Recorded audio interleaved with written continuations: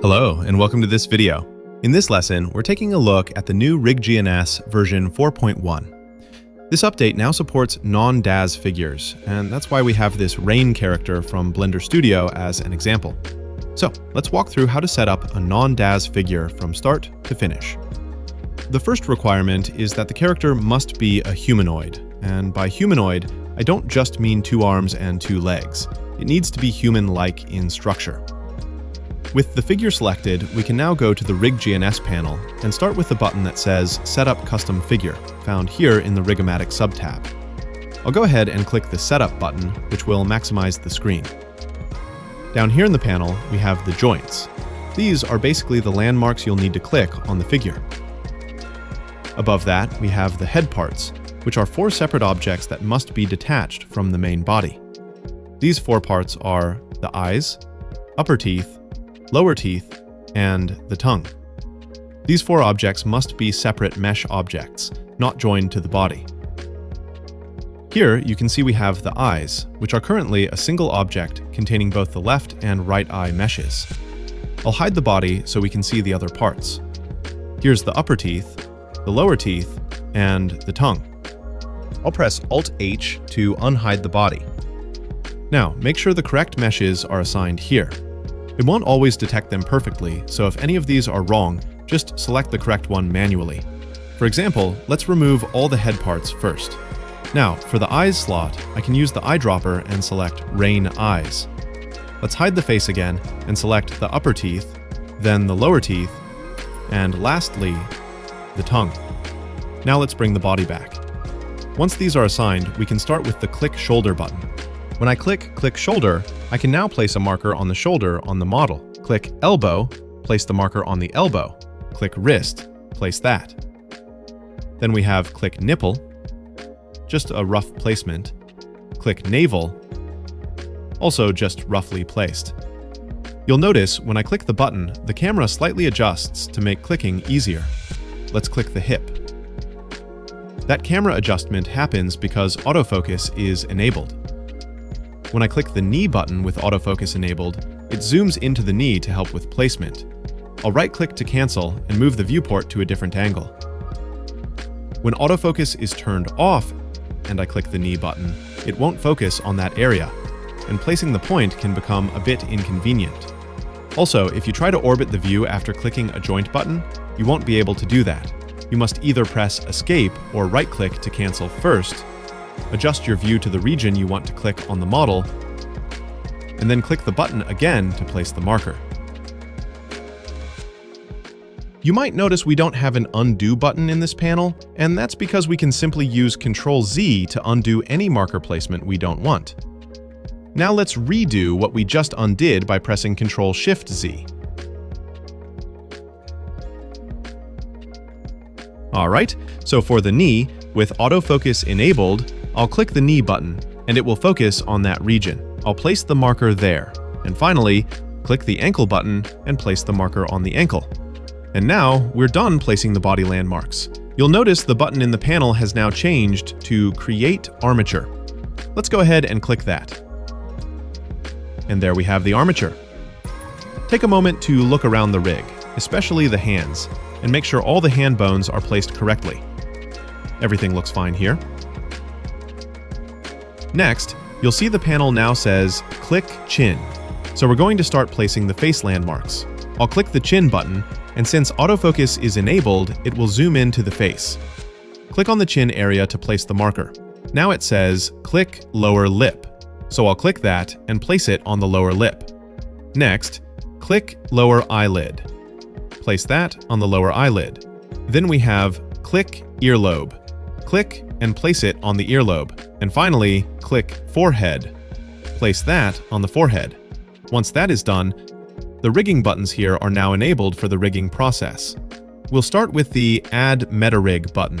Then click Match Rig. After clicking Match Rig, you might want to quickly inspect the bone placements on the face to make sure everything aligns correctly. This looks good, so I'll go ahead and click Generate Rig and wait for the process to finish. And lastly, we'll click Rig Figure. This will take a moment. Alright, Now we have the rain character rigged. Let's run a quick test to make sure the character deforms correctly by expanding the Animate tab. Click Import Motion, select Mixamo.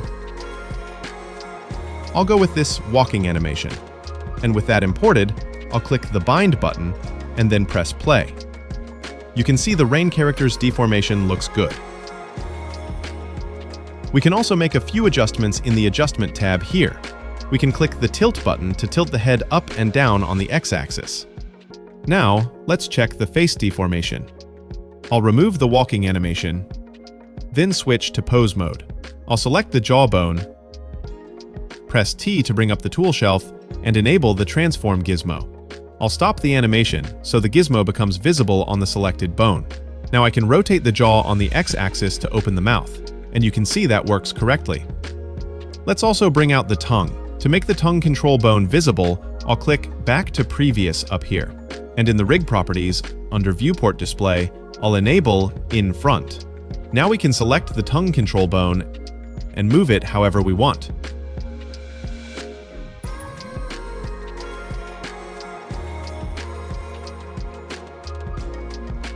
For the eyes, I'll select the eyes control and move it around, and you can see the eyes follow it as they should. Now let's go to the Action tab and reset the rig. Now, let's look at how we can bring in another character into the scene. First, we'll move Rain out of the way. I'll press G, lock it to the X-axis, and move her a bit to the side. That way, the new character can load right in the middle. If your second character is a Non-Daz figure, you can't use the Import GNS figure button to bring it in, because that option only works for Genesis figures. Of course, we can still import a Genesis character to animate alongside a Non-Daz figure. Let's try that. I'll import this Genesis figure. And we can rig it the usual way, but that's not the focus of this tutorial, so I'll undo that. To bring in a Non-Daz character to animate alongside this one, make sure the character is saved in a separate blend file, ideally with all its meshes organized in a single collection. Then, in your current scene, go to File, then Append, locate that file, in this case the snow character file, open it, go into Collections, select the collection that holds the character meshes, and click Append. Here we have the character meshes. Since this character was appended from another file, the viewport color doesn't stick to the meshes like we have the colors on the rain character. To make them look more uniform, I'll head up to the viewport shading settings and switch the object color to random. This gives a cleaner, more readable viewport. Alright, now I'll select the main character's body and click Set Up Custom Figure. In the panel that appears, we just need to make sure the head parts are correctly assigned to their fields. Everything looks good. Now we can go ahead and click the shoulder button and place the marker on the shoulder. It doesn't have to be on the left side only. You can place it on whichever side is convenient.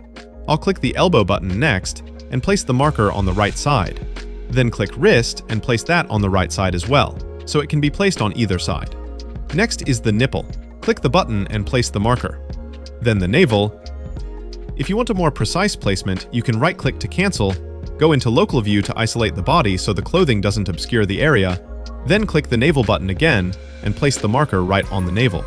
After that, place the hip,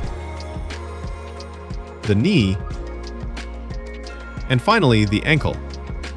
Then click Create Armature. Alright. The hands look okay, but I'm not happy with how the neck bones are placed. I prefer the neck position slightly more towards the back. To fix that, I'll go into Edit mode, select this part of the bone, enable the Transform gizmo, and move it a bit back. I'll also adjust the bone joints below it so the neck bones straighten a little, like this. Okay, I will switch back to Object mode and return to Global View. Now let's continue with the face landmarks. I'll click Chin, place the marker, then lower lip, place that as well, then lower eyelid, then earlobe, and finally, forehead, and place that. Now we can click the Add Meta Rig button, and then Match Rig. Sometimes after matching the rig, you may want to make slight adjustments if some of the face bones don't align perfectly. It's not always required, but let's do a quick adjustment for the nose bone here. I'll move this point a little closer to the nasal crease. Now, with the armature selected, I'll go into Edit mode, Select the joint, enable X-axis mirror, enable snapping, and change the snapping to vertex. Now I can just slide this point slightly to the side. While we're here, let's also move this point to the gonion angle of the mandible. That looks okay. Now, back to object mode, we can continue with rigging by clicking Generate Rig, which may take a little while. Once that's done, I'll click Rig Figure and wait for that to finish. And now we have this second character fully rigged. All right, that brings us to the end of this lesson. I hope you learned something new, and if you did, you already know the drill. Like the video, drop a comment, and subscribe for more. Thanks for watching, and I'll see you in the next one.